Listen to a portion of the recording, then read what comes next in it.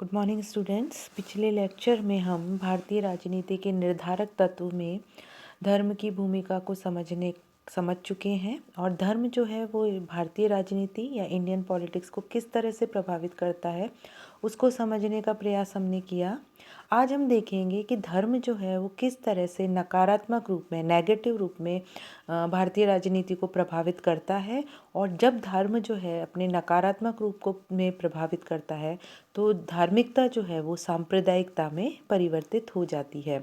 सांप्रदायिकता जो है उसमें तेरे और मेरे की भावना आ जाती है, यानी मेरा धर्म, तेरा धर्म और हमारा जो अपना जो धर्म है वो जो हमारा स्वयं का जो धर्म है वो दूसरे के धर्म से हमें सुपीरियर दिखता है और दूसरे का धर्म जो है हमें अपने से निम्न दिखता है। सांप्रदायिकता का यदि हम अर्थ देखें तो सांप्रदायिकता में वे सभी भावनाएं और वही कार्य आ जाते हैं जिसमें किसी भी धर्म के नाम पर किसी समूह विशेष के हितों पर बल दिया जाए और उन हितों को राष्ट्रीय हितों से भी अधिक प्राथमिकता दी जाए। यानी सरल शब्दों में हम कहें तो हम अपने संकीर्ण हित, अपने धार्मिक हितों को अपने राष्ट्रीय हितों से, अपने नेशनल इंटरेस्ट से भी ज़्यादा प्राथमिकता जो है वो हम देते हैं। भारत में जो है पारसी, बौद्ध, जैन, ईसाइयों के अपने अपने संगठन हैं। अपने सदस्य जो हैं वो अपने हितों की साधना में लिप्त रहते हैं, परंतु ऐसे संगठनों जो हैं उनको प्राय सांप्रदायिक नहीं कहा जा सकता क्योंकि वह किसी पृथकता की भावना से प्रेरित नहीं है। इसके विपरीत यदि हम देखें तो मुस्लिम लीग, हिंदू महासभा, बजरंग दल, मुस्लिम मजलिस आदि जो है धार्मिक कट्टरता की भावना से पर आधारित जो है वो समुदाय हैं, संगठन हैं। भारत में यदि हम सांप्रदायिकता के उदय को देखें तो मानव इतिहास जो है वो धर्म के नाम पर वहाँ पे सदैव ही विवाद होते रहे हैं और भारत में भी यही स्थिति रही है।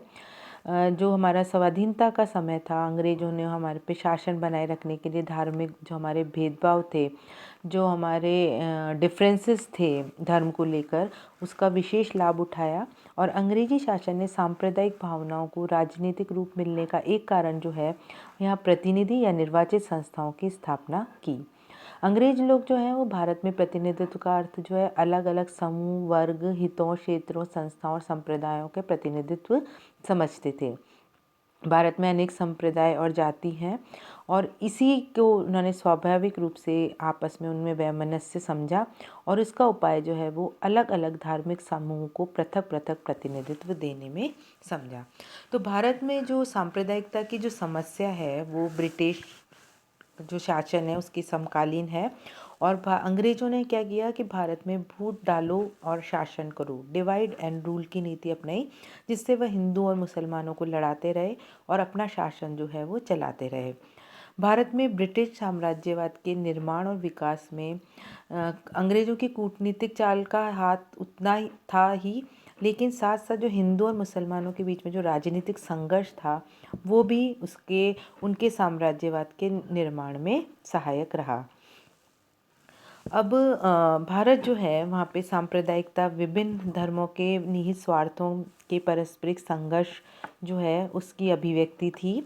और अगर हम भारत में सांप्रदायिकता की समस्या के कारण देखें कि स्वाधीनता के बाद भी हमारे यहाँ सांप्रदायिकता के तत्व क्यों दिखाई देते हैं।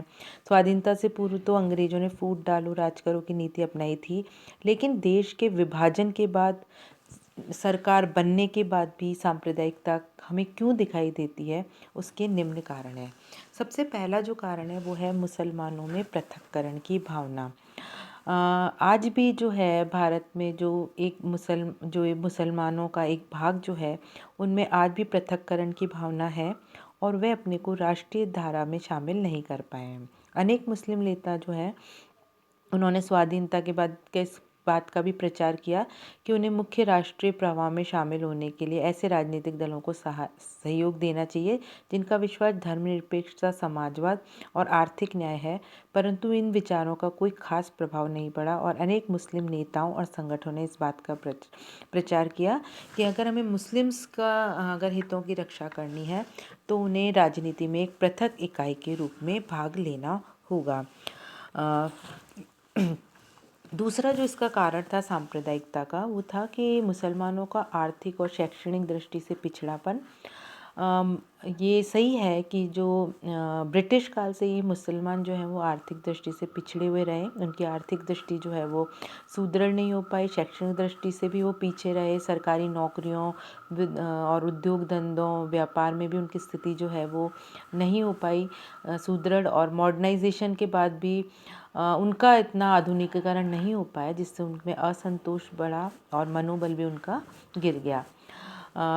जो संकुचित राष्ट्रवाद है वो भी हमारे सांप्रदायिकता का एक कारण है। हिंदू धर्म जो है वो मूलतः उदारता की बात करता है, लेकिन कुछ जो संकुचित मानसिकता वाले लोग हैं वो संकुचित हिंदू राष्ट्रवाद को जन्म दिया उन्होंने, और उन्होंने ये कहा कि भारत जो है वो हिंदुओं का देश है। और इस संकुचित राष्ट्रवाद की भावना जो है उसने हिंदू मुस्लिम, हिंदू ईसाई आदि धर्मों के बीच में दरार डालने का कार्य किया। सरकार की उदासीनता, सरकार और प्रशासन जो है वो भी उनकी उदासीनता के कारण भी जो है कम्युनल राइट्स हो जाते हैं। कई बार छोटी सी प्रशासन की असावधानी के कारण जो है कई बार सांप्रदायिक दंगों का जो है वो रूप ले लिया जाता है। हम जो है अगर हम 1984 में महाराष्ट्र में भिवंडी और मुंबई में जो सांप्रदायिक दंगे हुए, उनमें इसका जो प्रमुख कारण था वो यही था कि जो सरकार जो थी वो इसके लिए उदासीन रही, प्रशासनिक अक्षमता जो है वो इसका कारण रहा। पार्टी पॉलिटिक्स, गुटीय राजनीति, चुनावी राजनीति जो है उसका कारण जो है उसके कारण भी आज जो है सांप्रदायिकता जो है वो भारत में एक बड़ी समस्या बन के उभरी है। दलीय राजनीति, चुनावी राजनीति, पार्टी पॉलिटिक्स के कारण जो हिंदू मुस्लिम्स जो हैं उनके बीच में तनाव जो है वो बढ़ता ही जा रहा है, क्योंकि भारत में जो राजनीतिक दल और जो गुट है वो सिर्फ अपने स्वार्थों के कारण इनकी जो सांप्रदायिकता की भावना जो है उसको उभारने का भी कार्य करते हैं, अपने स्वार्थ सिद्धियों की पूर्ति करने के लिए। अब जो सांप्रदायिकता जो है इसका क्या होता है, इसके क्या दुष्परिणाम है? तो उससे क्या होता है कि सांप्रदायिकता के कारण विभिन्न वर्ग जो हैं उनमें आपसी द्वेष को बढ़ावा मिलता है, दोनों में प्रॉब्लम्स होती हैं, कॉन्फ्लिक्ट होता है, दोनों जो हैं वो एक दूसरे के हितों के लिए अपने अपने हितों के लिए लड़ते हैं, जिससे आपस में जो है द्वेष वैमनस्य जो है वो होना स्वाभाविक है। आर्थिक हानि भी होती है, ना जाने कितनी राष्ट्रीय संपत्ति नष्ट की जाती है, कोई व्यक्ति काम पे नहीं जा सकता, दुकानें लूटी जाती है। जब भी कम्युनल राइट्स होते हैं तो जब दंगों की स्थिति होती है तो आर्थिक हानि जो है वो भी सांप्रदायिकता के कारण होती है। प्राण हानि सबसे ज़्यादा इम्पोर्टेंट, सभी जो दंगे होते हैं उसमें कहीं ना कहीं कुछ व्यक्तियों की जानें तो जाती ही है, और इसके कारण जो है प्राण हानि जो है, व्यक्तियों की जानें जो हैं वो जाती है सांप्रदायिकता के कारण। राजनीतिक अस्थिरता, पॉलिटिकल अनस्टेबिलिटी रहती है।